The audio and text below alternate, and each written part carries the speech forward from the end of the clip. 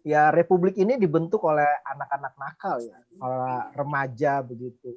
Republik ini awalnya didirikan oleh para remaja, para pemuda. Sebab itu bahkan orang seperti Ki Hajar Dewantara pernah saya baca dalam satu buku lama begitu ya.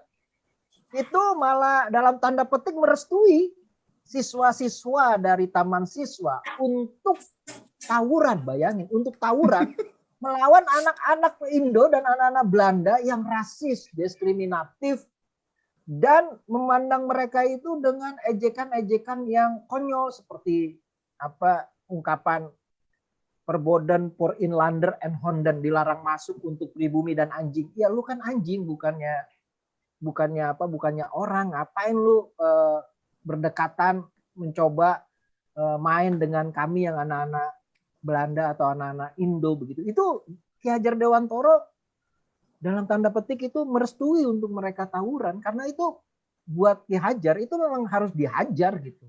Waktu saya baru masuk kuliah begitu, itu tokoh sentral dalam pikiran saya yang memukau kalau misalnya baca biografi tokoh-tokoh awal pergerakan nasional, remaja-remaja yang menurut saya istilahnya radikal begitu ya. Cipto itu salah satunya begitu.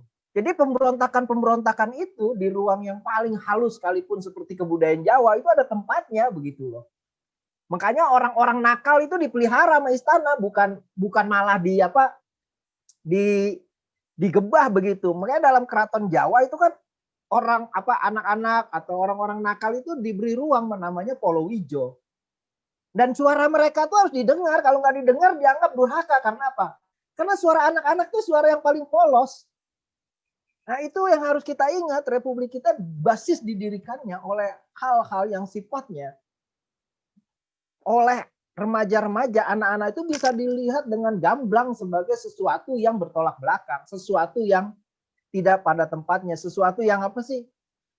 Yang tidak pantas begitu ya, yang aneh terbolak-balik begitu ya. Itu hanya orang-orang yang berjiwa anak-anak dan anak-anak. Karena itu menurut saya orang kayak Semaun usia 14 itu sudah memimpin satu serikat buruh gitu.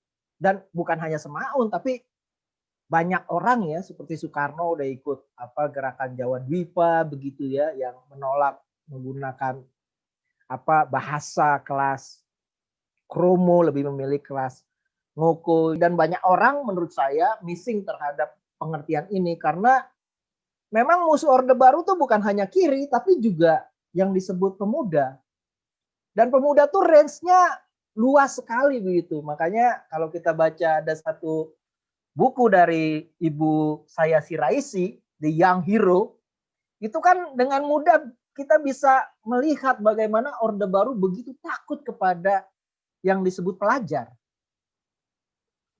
Pelajar ini notabene sama dengan pemuda. Dan pemuda tuh range usianya bukan seperti yang sekarang dikatakan oleh Kementerian Pemuda dan Olahraga. Ya anak-anak pelajar SMP itu dulu kan mayoritas pendiri bangsa kita kan lulusan SMP, HIS, Miulo gitu. Coba deh cek.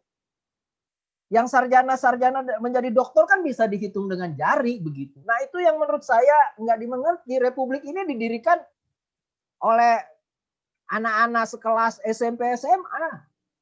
Yang memikirkan itu mereka. Yang mengkonstruksi, mengimajinasikan, dan memberi ruang sehingga imajinasi itu jadi konkret. Itu mereka. Karena tradisi kita adalah tradisi memberi ruang buat anak-anak pelajar. Nah, pelajar ini menurut saya di zaman Orde Baru dikerdilkan begitu menjadi mahasiswa. Jadi yang boleh berpikir kritis ya hanya mahasiswa. Kenapa mereka bisa berpikir begitu? Ya karena mereka bilang mahasiswa itu partner gua jatuhin Soekarno. Konsep negara kita yang kecenderungannya dipengaruhi oleh konsepnya Supomo, integralistik. Nah, konsep integralistik ini sebenarnya oleh Supomo sendiri udah dikoreksi. Ya ini yang sering kita nggak tahu karena dokumen kita sebagai bangsa ketika disusun namanya Risalah Undang-Undang Dasar itu rapat BPUPK. Sampai hari ini kita nggak punya. Yang kita punya kan yang digoreng sama Muhammad Yamin dan kemudian dicetak oleh Setnek sampai hari ini. Jadi itu dipakai dan kemudian dipakai oleh masa Soekarno, kemudian dikoreksi oleh Hatta, dicerca oleh Hatta karena itu banyak kebohongan dan rekayasa oleh Yamin. Tapi kan kemudian digunakan secara serius pada masa Orde Baru dan membentuk sebuah negara integralistik yang dalam konsep ini kita bisa ngerti dengan baca buku Ibu Julia Surya Kusuma tentang state Ibuism itu loh, tentang bagaimana posisi di dalam negara Orde Baru itu bapak yang utama, makanya kan sebutannya bapak pembangunan. Perempuan nggak pernah disebut, apalagi anak-anak ya. Perempuan dan anak-anak itu non faktor di dalam sejarah Orde Baru. Faktor utama ya bapak-bapak. Pusat bapaknya itu ya bapak pembangunan, di kelas itu ya bapak guru. Jadi sumber kebenaran itu ya bapak-bapak. Ibu itu orang sekaliber yang bisa jadi astronot, itu nggak akan disebut namanya, dia akan disebut sebagai Ibu Anu dari si bapak. Tidak punya nama dia non faktor. Nah di dalam konsep negara yang seperti Ibu Julia katakan sebagai state Ibuism itu, kita bisa mengerti. Jadi perempuan, anak-anak itu dianggap kalau ibu-ibu tuh dapur, kasur, sumur, maka anak-anak itu juga menurut saya harus berada di wilayah domestik. Jadi kita bisa mengerti kenapa orang seperti ibu yang katanya revolusioner seperti ibu wali kota Surabaya kita, Risma, itu jadi sangat domestik. Membawa anak-anak itu ke ruang yang mengingatkan kita pada state Ibuism.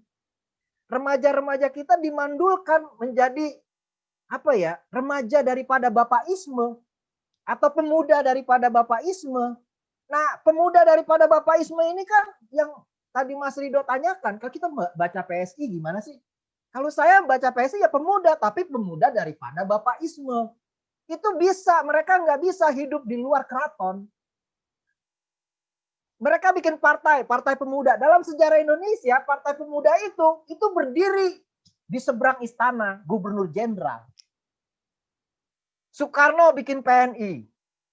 Itu berdiri di seberang istana Gubernur Jenderal. Orang tua seperti Cokro mengorbit di istana Gubernur Jenderal. SI ketika pecah jadi SI hijau dan SI merah aja mengorbit di istana. Tapi sejarahnya partai pemuda atau organisasi pemuda seperti di Belanda, seperti Hatta begitu ya bikin Perhimpunan Indonesia. Itu kan langsung berseberangan dengan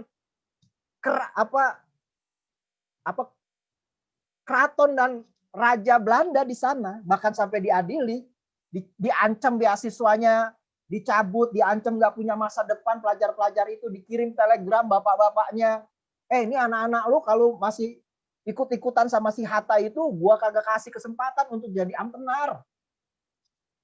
Beasiswanya akan gue cabut gitu. Itu kan bukan kejadian hari ini doang.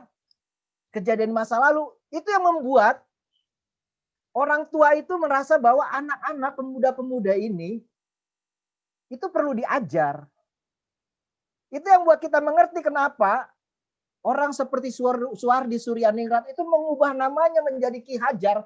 Karena cara ngajar kolonial itu yang keliru, yang sesat. Yang bikin anak-anak tidak pernah jadi pemuda. Tidak pernah jadi manusia. Dia jadi mesin dari kekuasaan, ekspansi, modal kolonial. Ya Pangrev Praja itu apa? Itu kan bagian dari sistem indirect rule ya. Jadi orang Belanda itu nggak menjalankan kolonialisme. Yang menjalankan kolonialisme itu ya kita-kita, pribumi-pribumi. Si hitam berhati kulit putih. Nah dari mana ini harus dididik? Mereka bikin politik etis. Apapun bentuknya politik etis itu adalah mendidik anak-anak dan pemuda-pemuda menjadi anak-anak dan pemuda-pemuda daripada bapaisme. Abdi keraton, Porsten London Republik kalau sekarang mungkin kita bisa sebutnya. Nah jadi konsep ini menurut saya yang sampai hari ini itu menjadi beban warisan historis pada setiap orang tua. Karena itu Pram selalu ngomong, perubahan di Indonesia itu adalah pertempuran kelas antara kelompok muda dan orang tua. Coba baru nggak percaya, baca Pram ya di tepi Kali Bekasi. Itu Pram selalu tokohnya itu orang tua dan pemuda. Orang tua apa itu priayi? Apa yang ingin diselamatkan priayi pertama? Kedudukannya. Situasi apapun yang harus diselamatkan adalah kedudukannya. Kalau udah begitu tuh jadi apa? Jadi para hipokrit, para munafikun. Nah, siapa yang bisa menerabas dan membabat para munafikun dan hipokrit ini?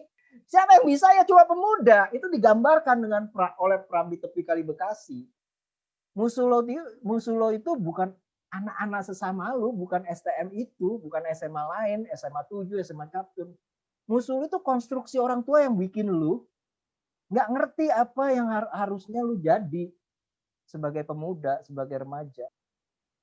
Jadi menurut saya problem besarnya adalah sekali lagi beban sejarah yang dalam periode yang panjang dianggap sebagai kebenaran sejarah. Padahal itu menurut saya konstruksi dari kolonial untuk menciptakan pribumi yang dalam konteks mereka tuh bodoh, terbelakang, tidak bisa berpikir kritis, dan itu harus dikonstruksi sejak muda. Dan orang tua harus menjadi bagian pengintelan. Orang tua harus jadi pengintelan supaya budaya nurut, tidak tidak balelo begitu ya. Itu tidak ada pada pemuda, tidak ada pada anak-anak. Anak-anak tuh harus di luar, di jalan yang ihdinas sirotol mustaqim ya, jalan yang lurus gitu loh.